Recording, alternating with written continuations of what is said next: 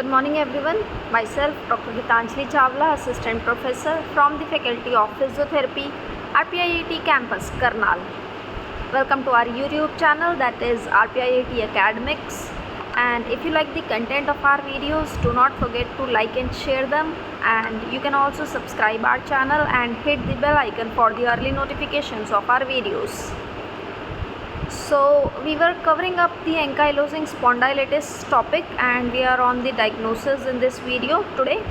So diagnosis is made upon several factors like on the sacroiliitis on X-ray or MRI, limited movement of the low back in frontal and sagittal planes, inflammatory back pain for more than 3 months improved by exercise and unrelieved by rest, morning stiffness in the back lasting in excess for 1 hour, restricted chest expansion.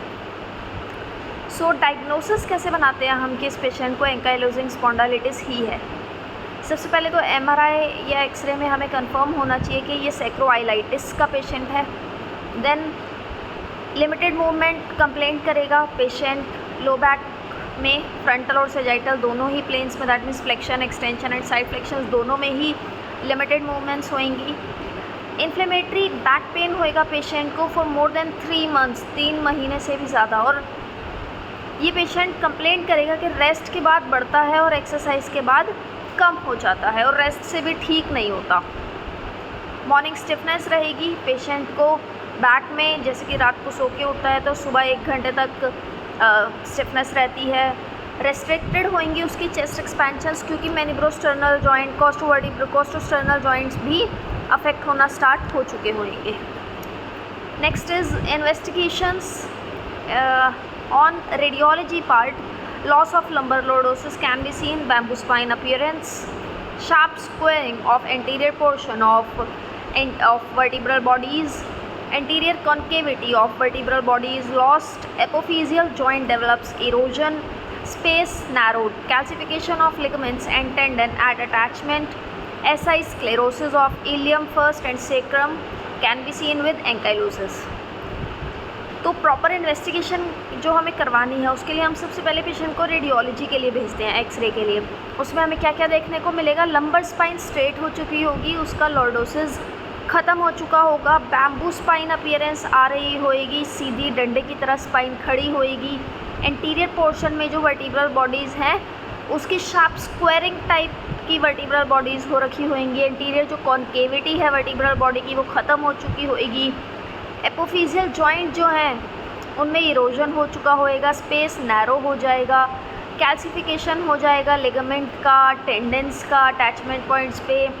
SI joint पे sclerosis हो जाएगा। सबसे पहले ilium का होना start होएगा और फिर धीरे धीरे सेक्रम का भी स्टार्ट हो जाएगा और इन दी एंड एंकाइलोज हो जाएगी पूरी स्पाइन।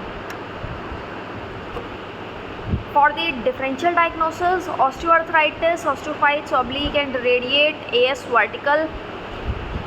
सो डिफरेंशियल डायग्नोसिस के लिए क्या कर सकते हैं? हो सकता है पेशेंट को ऑस्टियोआर्थराइटिस हो, बट ऑस्टियोआर्थराइटिस में जो ऑस्टियोफाइट्स बनते हैं वो ऑब्लिक एंड रेडिएट होते हैं, जबकि एंकाइलोजिंग स्पॉन्डाइलिटिस में जो ऑस्टियोफाइट्स बनते हैं वो वर्टिकल होते हैं। रूमेटॉइड अर्थराइटिस भी हो सकता है पेशेंट को, लेकिन जो एएस होगा वो जेंडर रिवीलिंग होगा। सबसे पहली बात, कैल्शियम का डिपोजिशन देखने को मिलेगा हमें, लिगामेंट्स में ऑसिफिकेशंस देखने को मिलेंगी, हो सकता है आउटाइटिस भी देखने को मिले, बोनी फ्यूजन्स हो रखे होंगे। आरएफ फैक्टर नेगेटिव होएगा, सबसे बड़ी बात आर फैक्टर नेगेटिव आएगा और पेशेंट एक अच्छा रिस्पॉन्ड देगा फिनाइल ब्यूटाजोन को, और गोल्ड को और क्लोरोकिन को अच्छा रिस्पॉन्स नहीं मिलेगा जो कि रूमेटॉइड अर्थराइटिस में मिलता है। मोनोन्यूक्लियर ल्यूकोसाइट्स जॉइंट फ्लूइड में प्रेजेंट होंगे और सबसे बड़ी बात HLA-B27 एंकाइलोजिंग स्पॉन्डाइलिटिस में पॉजिटिव होएगा जो कि रूमेटॉइड अर्थराइटिस में पॉजिटिव नहीं होएगा। तो ये सारी कुछ चीज़ें थी जिससे हम अपने diagnosis, investigation and differential diagnosis ready करते हैं for the patient of ankylosing spondylitis. We will cover the medical management and physiotherapy management part in our next video. So stay tuned. Thank you.